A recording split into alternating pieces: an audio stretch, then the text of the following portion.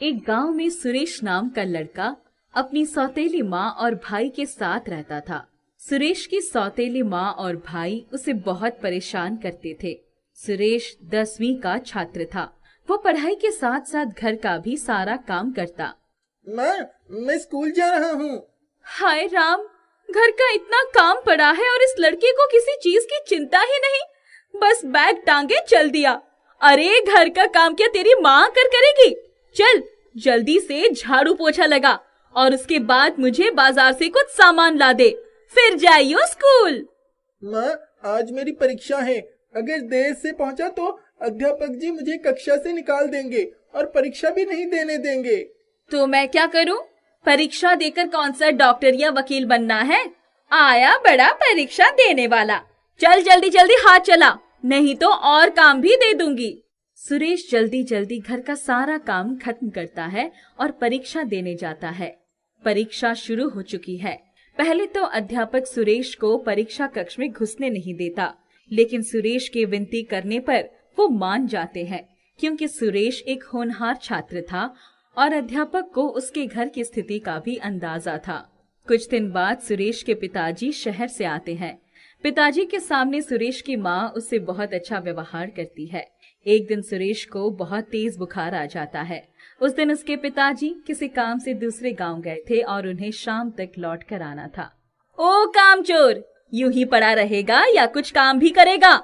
जब से तेरा बाप यहाँ आया है बहुत ऐश हो रही है तेरी। आज बहुत दिन बाद मुझे भी मौका मिला है आराम करने का। चल उठ और जल्दी से लग जा अपने काम पर और अपने पिताजी के आने से पहले काम खत्म कर दे। माँ, मुझे तेज बुखार है, पूरा शरीर दर्द कर रहा है। सुबह से कुछ खाया भी नहीं है तो बहुत कमजोर महसूस हो रहा है। माँ, कुछ खाने को दे दो ना, तभी मैं दवा ले सकूंगा। अच्छा, अपने बाप के आने पर मुझे रौब दिखा रहा है? तुझे पता है ना, पिताजी ने तो वापस शहर चले जाना है। उसके बाद तूने हम लोगों के साथ ही रहना है। तब देखियो हम तेरा क्या हाल करेंगे। यदि उस सब से बचना चाहता है तो चल जल्दी से उठकर झाड़ू पोछा कर। सुरेश तपते बुखार में भी उठकर काम करने लगता है। इतने में सुरेश का भाई, जो एकदम आवारा था, वहां आता है। माँ, बहुत भूख लगी है, जल्दी से खाना दे दो। हाँ हाँ मेरे लाल, आज मैंने तेरे पसंद के आलू के पराठे बनाए हैं। माँ, मुझे भी एक परोठा दे दो ना, बहुत भूख लगी है, बुखार भी तेज हो रहा है। तू यहाँ खड़ा खड़ा हमारी बातें सुन रहा था और ये क्या खाना खाना लगा रखा है? अंदर कल रात की 2 रोटी रखी है, उन्हें खा ले और जल्दी से काम पर लग जा। सुरेश के पिताजी ये सब देख और सुन लेते हैं। उन्हें बड़ा दुख होता है। वो चुपचाप सुरेश के पास जाते हैं। सुरेश बेटा, तुम इतनी तकलीफ सहन कर रहे थे और तुमने मुझे कभी बताया ही नहीं। कैसी तकलीफ पिताजी?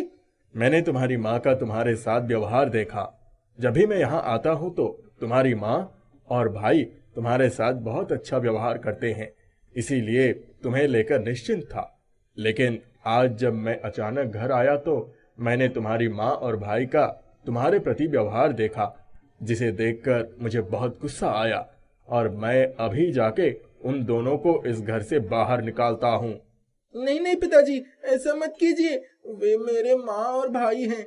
वो मुझे पराया समझते हैं, लेकिन मैं तो उन लोगों को अपना समझता हूँ ना। मेरा विश्वास है कि एक दिन उन लोगों का मेरी प्रति व्यवहार जरूर बदलेगा। सुरेश के पिताजी सुरेश को आशीर्वाद देते हैं और उसे अपने साथ कहीं बाहर लेकर जाते हैं।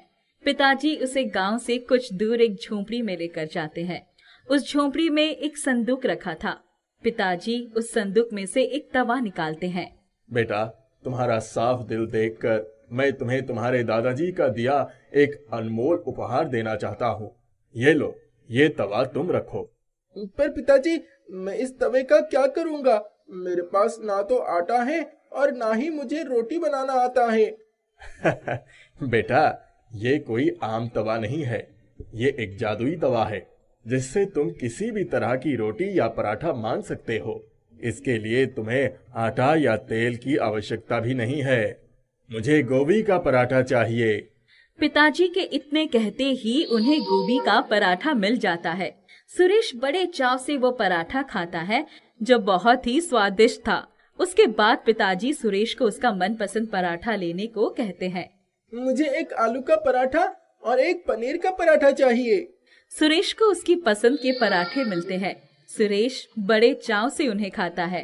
बेटा, ये तवा इस झोपड़ी में ही रहना चाहिए, क्योंकि ये झोपड़ी तुम्हारे दादाजी ने एक साधु के लिए बड़े प्यार से बनाई थी और उस साधु ने तुम्हारे दादाजी को ये तवा आशीर्वाद के रूप में दिया था। लेकिन यदि ये तवा इस झोपड़ी से बाहर निकला तो इसका जादू उल्टा पड़ने लगेगा। इसीलिए तुम्हें इस बात का ध्यान रखना होगा और इसके बारे में कभी किसी को पता नहीं चलना चाहिए। आप निश्चित रहिए पिताजी, मैं इसके बारे में कभी किसी को नहीं बताऊंगा। लेकिन क्या मैं इससे बने परोठे गांव में बेचकर कुछ पैसे कमा सकता हूँ, जिससे मैं अपनी पढ़ाई लिखाई का खर्चा कर सकूं? बिल्कुल कर सकते हो बेटा, लेकिन मैं तुम्हें हर महीने पैसे देता रहूंगा।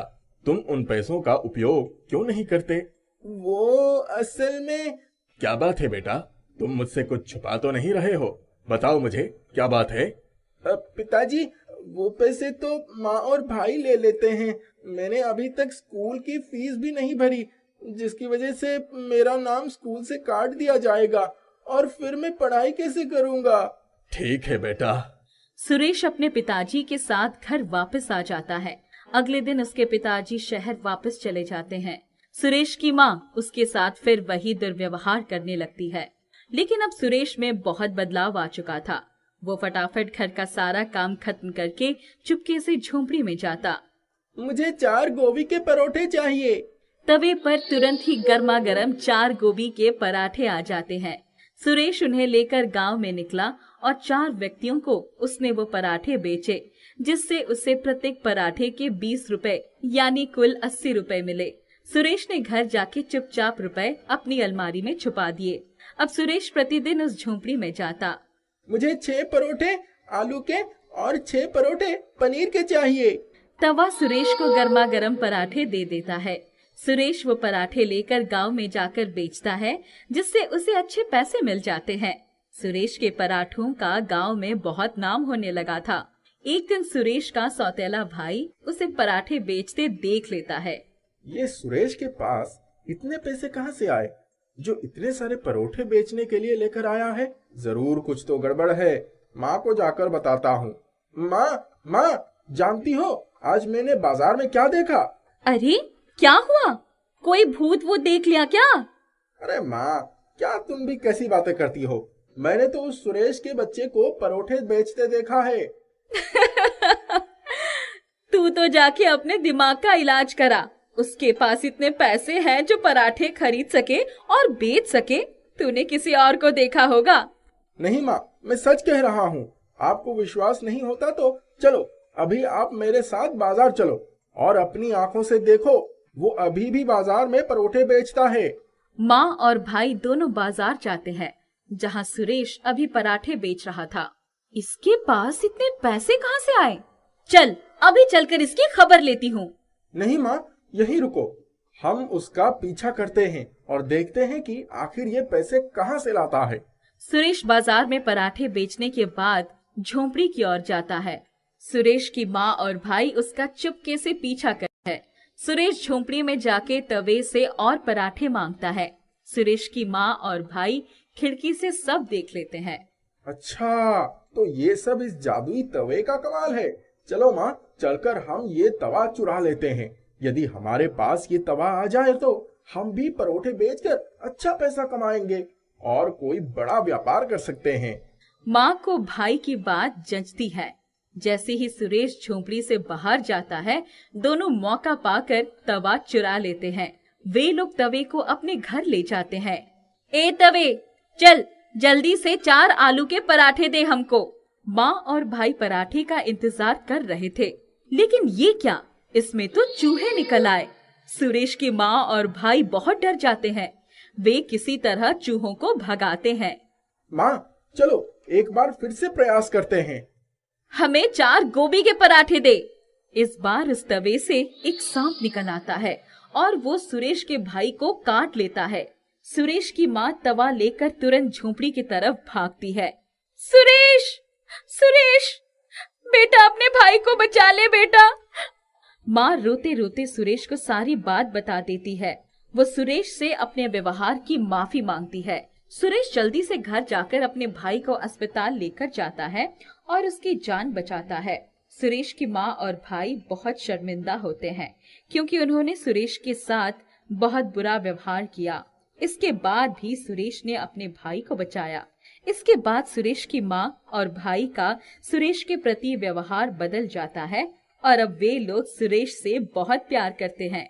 सुरेश भी जादुई तवे की सहायता से पराठे बेचने का काम करता है और अच्छे पैसे कमाता है, जिनसे वो अपनी माँ और भाई की जरूरतें पूरी करता और अपनी पढ़ाई का खर्च भी करता। छोटा गोलू भूख से परेशान होकर अनाज के डब्बे ढूंढने लगा, लेकिन इस बार उसे निराशा ही हुई। उसने कुछ देर से सोचा, बेचारा, और हर डब्बे को हटाकर देखने लगा। कुछ चावल, गेहूं, दाल के दाने आसपास गिरे हुए मिले। उसने उन्हें उठा लिया, एक बर्तन में उन्हें धोकर फिर पानी में मिलाकर नमक हल्दी डालकर चूल्हे पर रख दिया। अब तो कुछ लाल टमाटरों को ढूंढना पड़ेगा, वरना कुछ दानों से अपने पेट के चूहे नहीं मानेंगे। मन्नू चाचा के खेत में बड़े बड़े टमाटर रहते हैं। कुछ ही देर के बाद गोलू के हाथ में मन्नू चाचा के खेत के कुछ टमाटर आ गए थे। बहुत भूख लगी है, 2-4 टमाटर पेट में डाल दूं, तब आगे बढ़ूं। गोलू टमाटर खा रहा था, इतने में मन्नू चाचा ने आकर उसका हाथ पकड़ लिया। क्या रे गोलुआ, चोरी करने के लिए मेरा ही खेत मिला था? इतने सारे टमाटर तोड़ लिए। आज के बाद अगर मेरे खेत के आसपास नजर भी आया तो समझ कर रखना, मार मार कर तेरा सर गंजा कर दूंगा। चाचा बहुत भूख लगी थी, सो टमाटर खा लिया, मैं चोर नहीं हूँ। दूसरों की चीज बिना पूछे ले लेना चोरी नहीं तो क्या धर्म कर्म कहलाता है। तुझसे तो वो भिखारी अच्छे हैं जो चोरी नहीं करके भले मांग कर खाते हैं। बाकी के टमाटर रख दे और भाग कर जा यहां से। मैं तेरी गंदी सूरत देखना नहीं चाहता हूँ। गोलू अपमान का घूंट पीकर चुपचाप वहां से चल पड़ा। वो अपने आप को आज बहुत छोटा महसूस कर रहा था। पेट की भूख के लिए इतनी बेइज्जती होगी उसने सोचा भी नहीं था। वो रुआंसा हो गया था। क्या करूं? कहाँ जाऊं? कोई काम भी नहीं मिलता। बचपन से ही धुतकार और गालियां ही तो मिली है। कोई रिश्तेदार भी मेरी मदद करने नहीं आता। इस जिंदगी से अच्छा होता कि मैं भी माँ बाबूजी के साथ ही मर गया होता। इस जिल्लत की जिंदगी से तो मौत बहुत अच्छी है। गोलू घर पहुंचा और उसे चूल्हे पर जलने की बू आई। अरे बाप रे, जो था वो भी गया। कुछ दाने थे वो भी खाने के काम नहीं आए। बाप रे, सब के सब जल गए। उतार कर देखता हूँ, कुछ तो बचा होगा। अरे हाँ, ऊपर के थोड़े दाने बच गए हैं।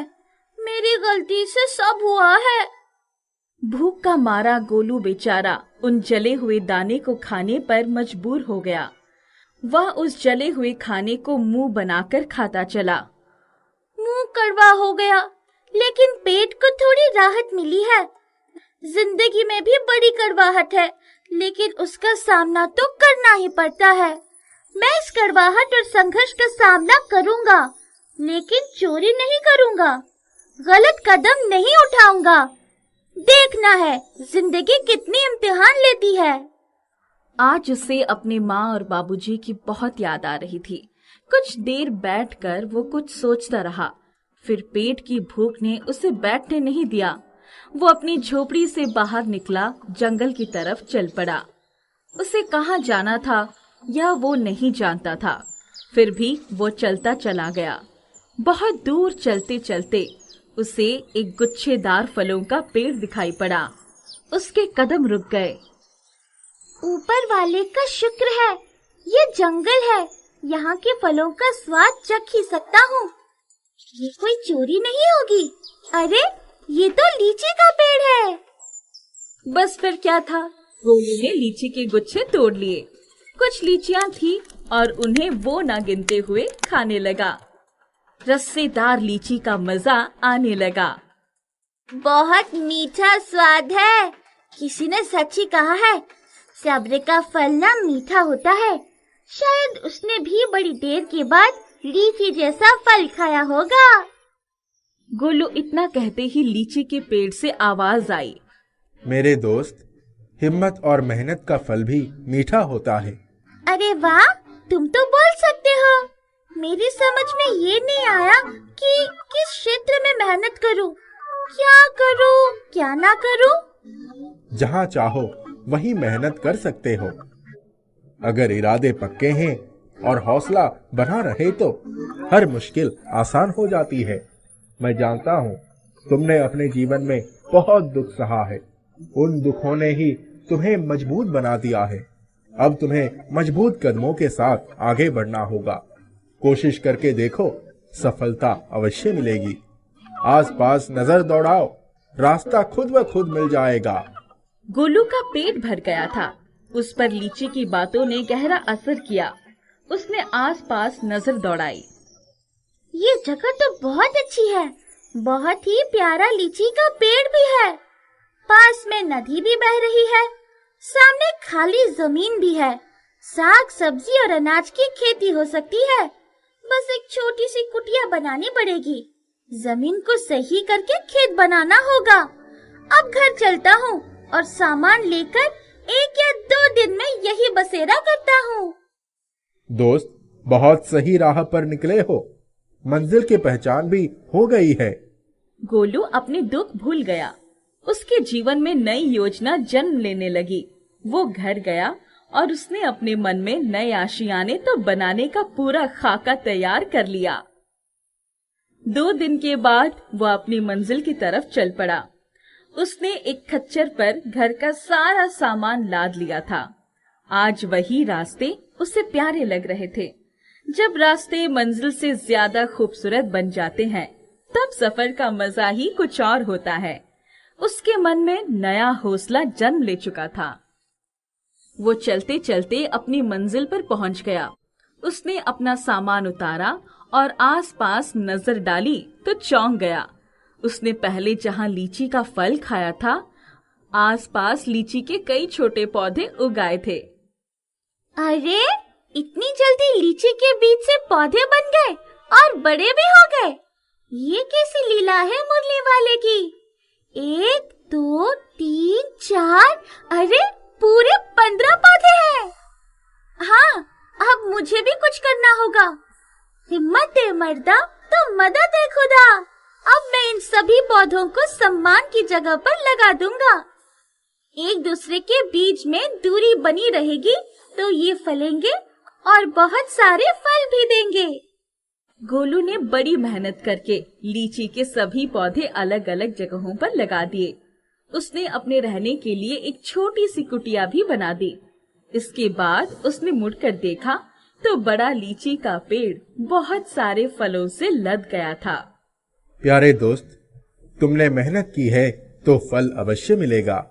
मैं जमीन को सही करके खेत बनाना चाहता हूँ।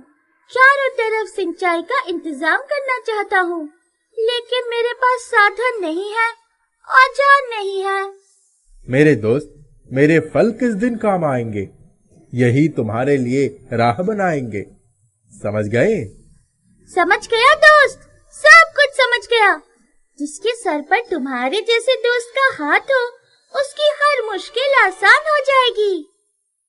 गोलू ने बहुत सारे लीची के फल तोड़े और बाजार में ले जाकर बेच दिया।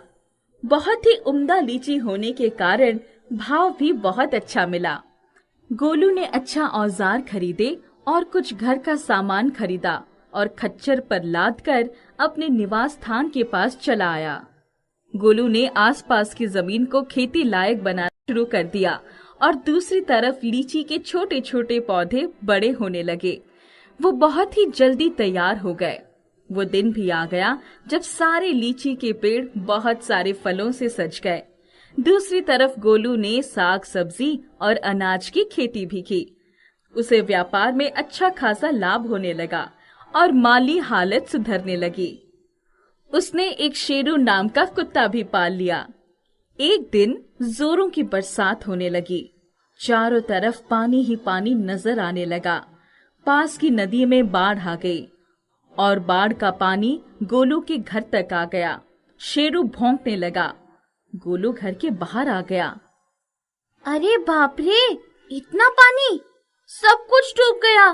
चलो शेरू, यहाँ से निकलने में ही भलाई है।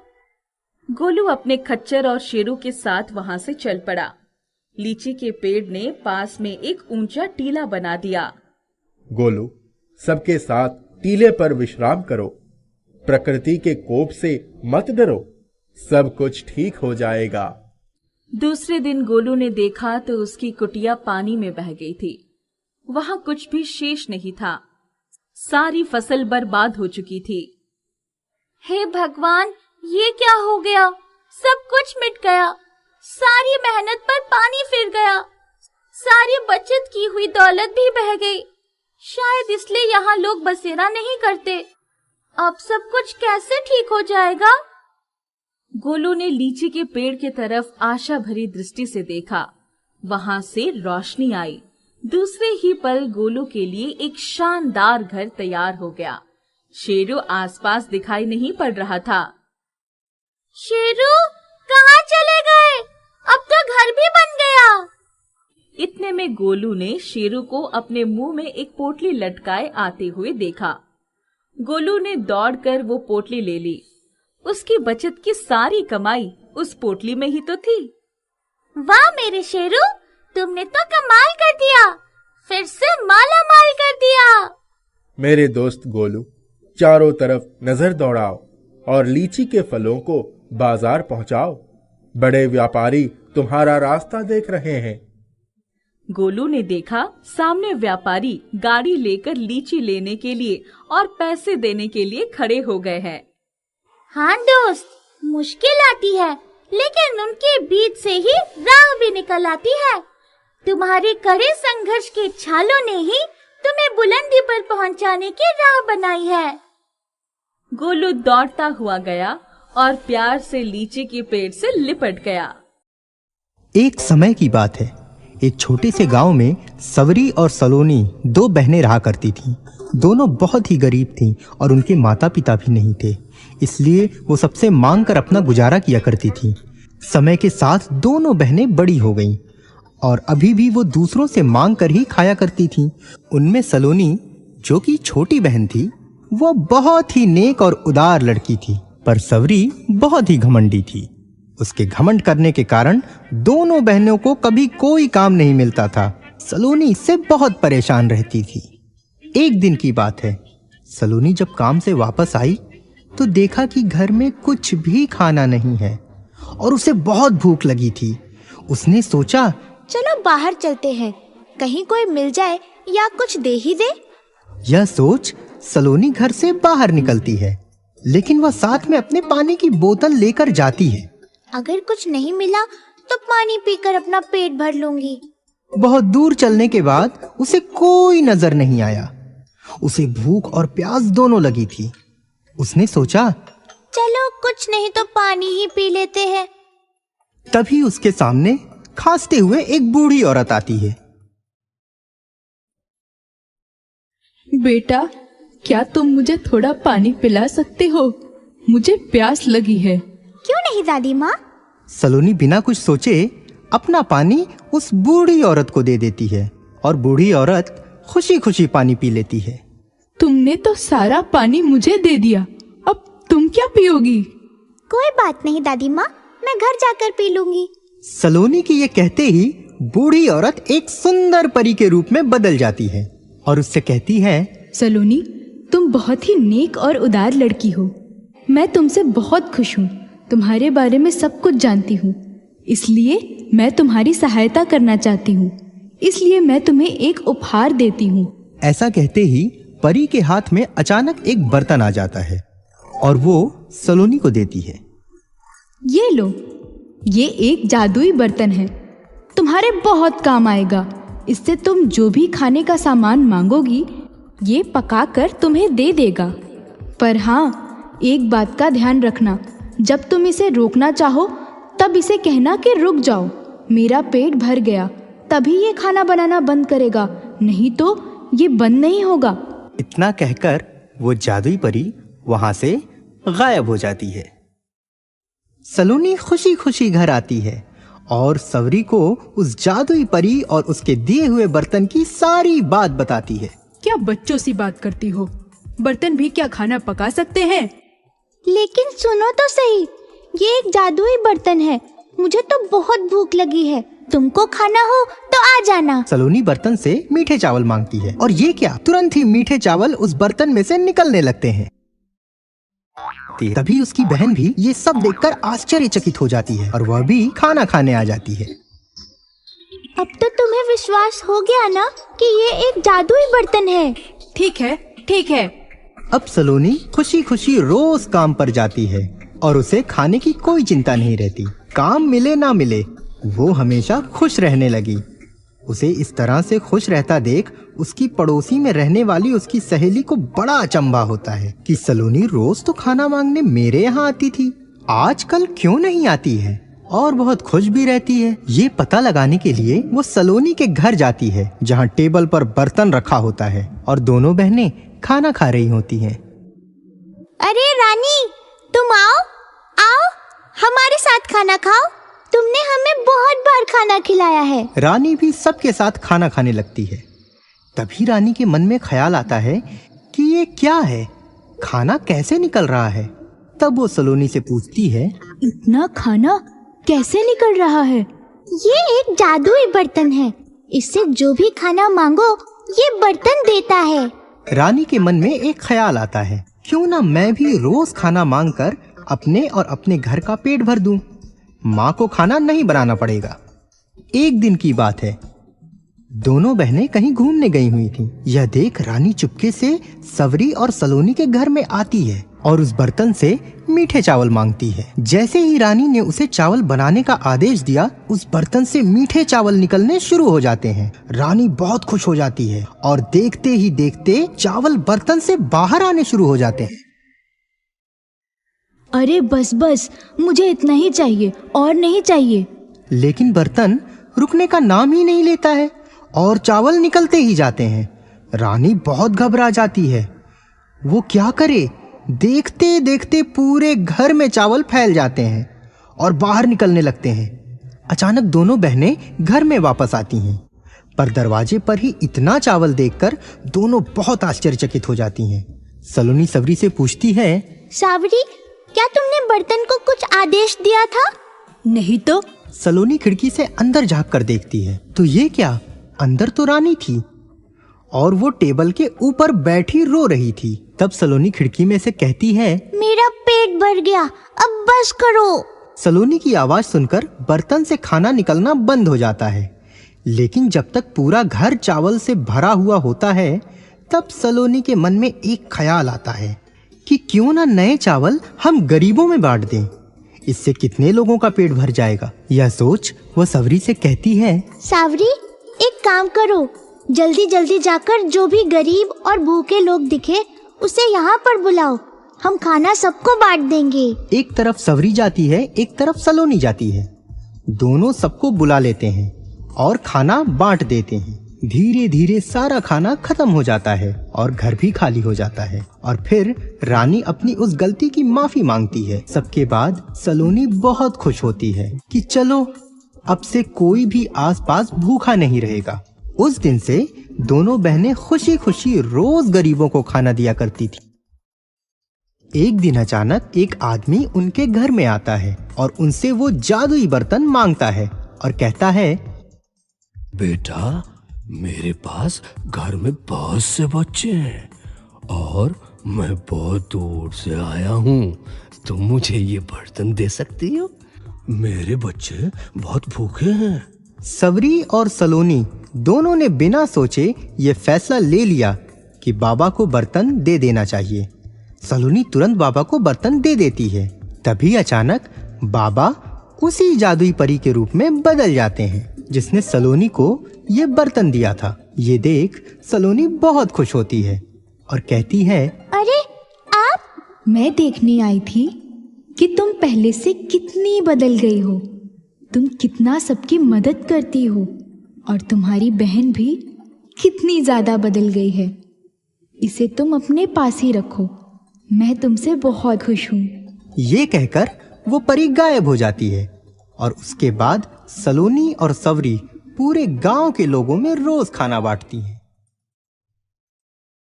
नमन नाम का एक आदमी था। उसके पास रहने के लिए कोई भी घर नहीं था, ना ही उसके पास परिवार में कोई था।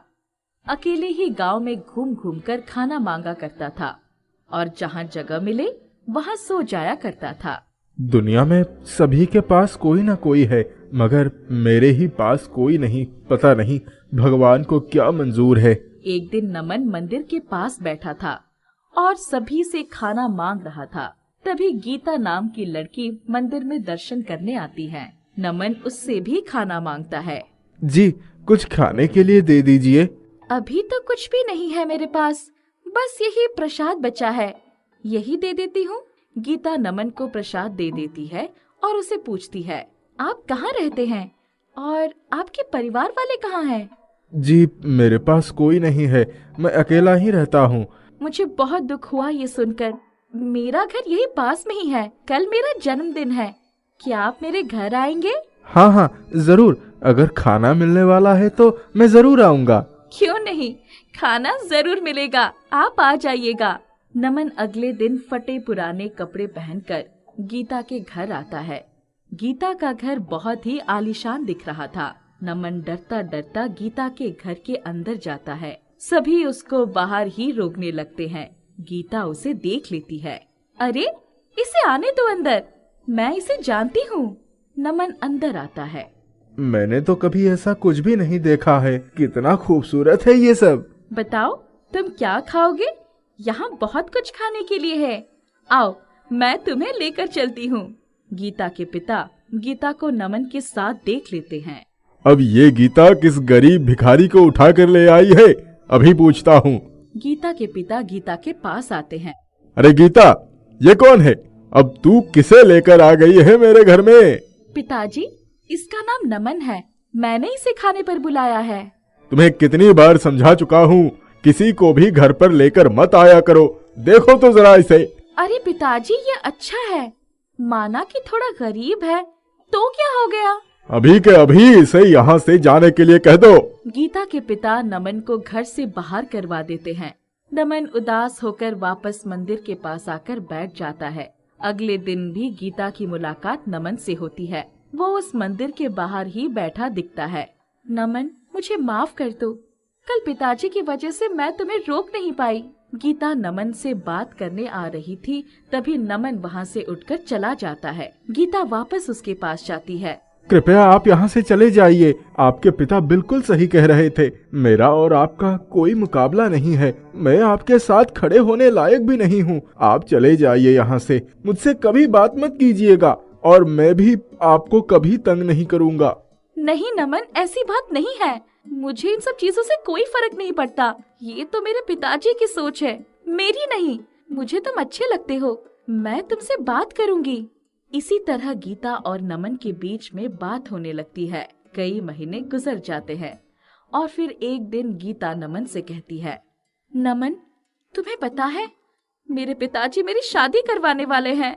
अरे वाह, ये तो बहुत खुशी की बात है। नहीं, ये खुशी की बात नहीं है, क्योंकि मैं उस लड़की से शादी नहीं करना चाहती हूँ। मेरे पिताजी जबरदस्ती मुझसे उससे शादी करवा रहे हैं।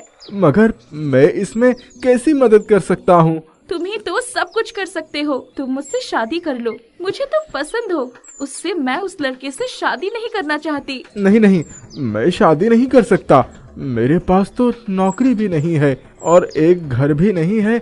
मैं आपको कहाँ रखूँगा? क्या हुआ, तुम्हारे पास कुछ नहीं तो मेरे पास तो सब कुछ है ना। चलो चलकर शादी कर लेते हैं, फिर हम अपने घर चलेंगे। गीता नमन से जबरदस्ती शादी कर लेती है और नमन के साथ अपने घर पहुंचती है। घर पहुंचते ही उसके पिता जब उसे नमन के साथ देखते हैं तो बहुत गुस्सा हो जाते हैं। निकल जाओ दोनों यहाँ से, तेरा मुझसे कोई रिश्ता नहीं है। सारे रिश्ते नाते आज से खत्म। गीता के पिता उसे घर से बाहर निकाल देते हैं। रोते रोते गीता नमन के साथ घर से बाहर आ जाती है। नमन, अब हम कहाँ जाएंगे, कहाँ रहेंगे? मैं कुछ करता हूँ। नमन जंगल से लकड़ियाँ काटता है और धीरे धीरे उन लकड़ियों को इकट्ठा करके एक छोटी सी झोपड़ी बना लेता है। चलो हम इसमें ही रहते हैं। गीता और नमन उस झोपड़ी में रहने लगते हैं। नमन कई जगहों पर काम ढूंढने जाता है, मगर उसे कोई काम नहीं मिल पाता है। वो गीता को एक वक्त का पेट भर भोजन भी नहीं करवा पा रहा था। इस वजह से वो बहुत दुखी था। जंगल से फल तोड़कर लाता था और वही फल दोनों मिलकर खाते थे। एक दिन जंगल से फल तोड़कर लाते वक्त उसे एक बूढ़ा आदमी घायल अवस्था में दिखाई पड़ता है। नमन उसे उठाकर अपनी झोपड़ी के अंदर लेकर आता है। नमन और गीता दोनों मिलकर उस बूढ़े आदमी की सेवा करते हैं। कुछ दिनों में वो बूढ़ा आदमी बिल्कुल स्वस्थ हो जाता है। अच्छा, तो तुम लोगों ने ही मेरी देखभाल की है और मेरी जान बचाई है, बहुत बहुत धन्यवाद। गीता और नमन उस बूढ़े आदमी से आशीर्वाद लेने जाते हैं। दोनों के सर पर हाथ रखते ही उसे उन दोनों के बारे में सब कुछ पता चल जाता है। बच्चे, आज से तुम लोगों के पास सब कुछ होगा, तुम लोगों की जिंदगी बदल जाएगी। इतना कहकर वो बूढ़ा आदमी वहाँ से चला जाता है। उस बूढ़े आदमी के जाते ही नमन और गीता की झोपड़ी जादुई झोपड़ी में बदल जाती है। झोपड़ी बिल्कुल सुंदर बन जाती है। अरे गीता, ये अचानक हमारी झोपड़ी को क्या हुआ? मुझे तो लगता है ये सब उस बूढ़े आदमी का कमाल है। मैं सोच रहा था कुछ खाने के लिए आ जाता तो कितना अच्छा होता, नहीं?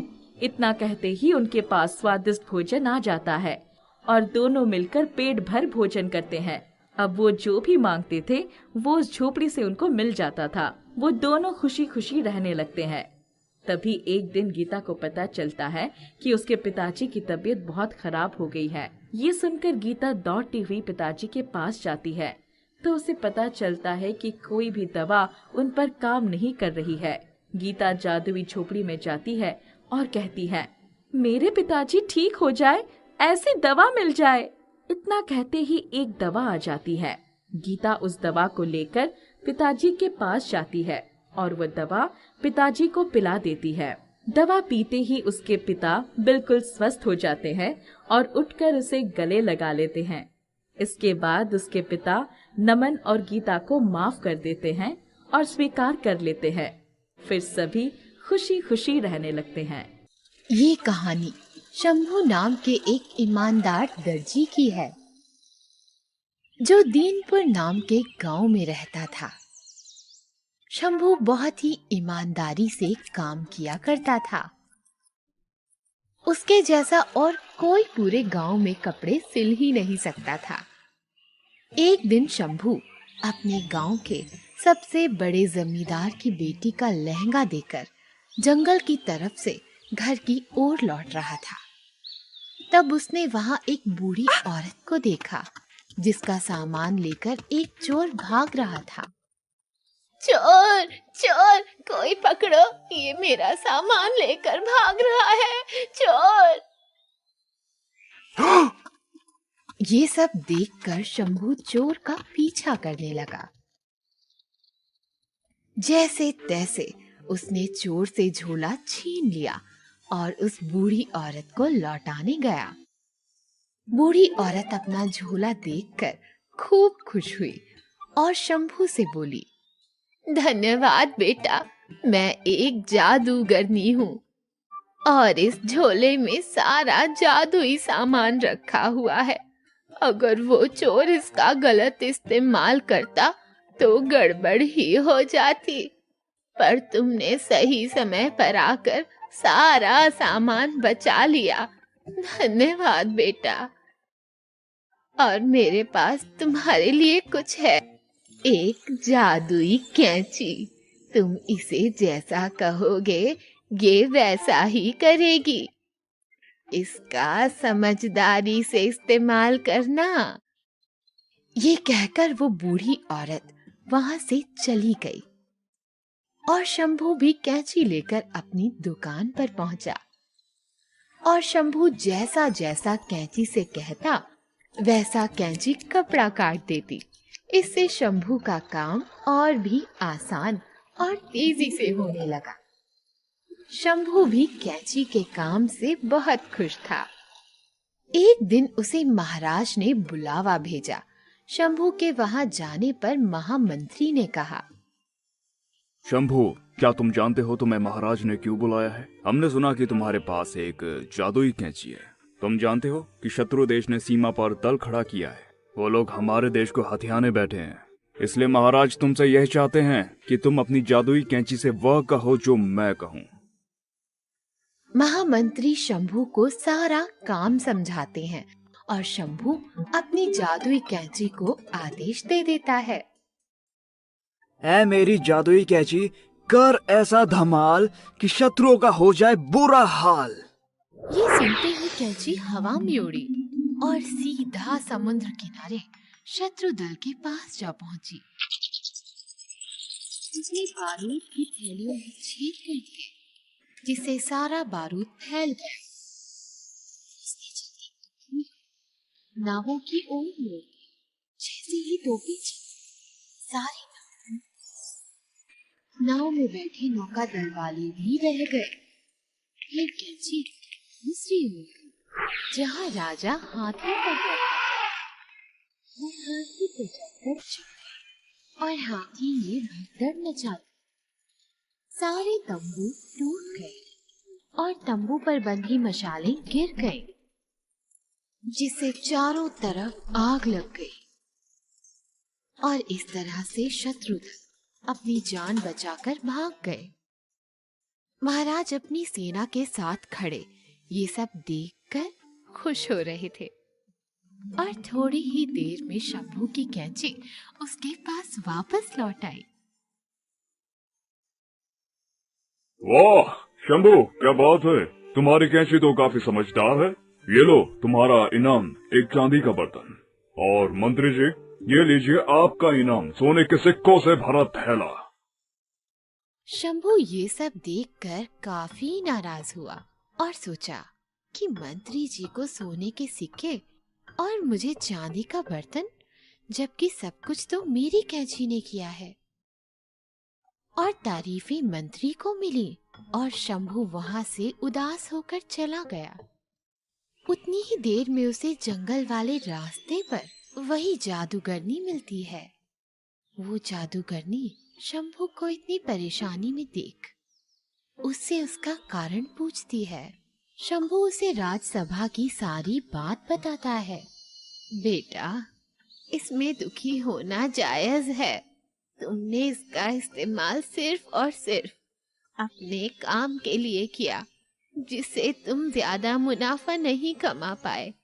यदि तुम इससे दूसरों का काम भी करते तो अपनी समझदारी से दूसरा काम भी करवाते तो तुम्हें और भी ज्यादा मुनाफा होता। यही फर्क है तुम में और महामंत्री में। कैंची तुम्हारी थी पर सारा दिमाग महामंत्री ने लगाया, इसीलिए राजा ने सारा इनाम महामंत्री को दिया, ना कि तुम्हें। अब तुम इसका इस्तेमाल अच्छे कामों में करना और तुम उससे अच्छा मुनाफा भी कमा पाओगे। अब शंभू ने कैंची का इस्तेमाल सिर्फ अपनी दुकान के लिए ही नहीं, बल्कि उसने औरों की मदद के लिए भी किया। धीरे धीरे कैंची से उसके कागज कटवाए, कपड़े कटवाए, बड़े बड़े पत्थर कटवाए, चट्टानें कटवाई और टहनियां कटवाई।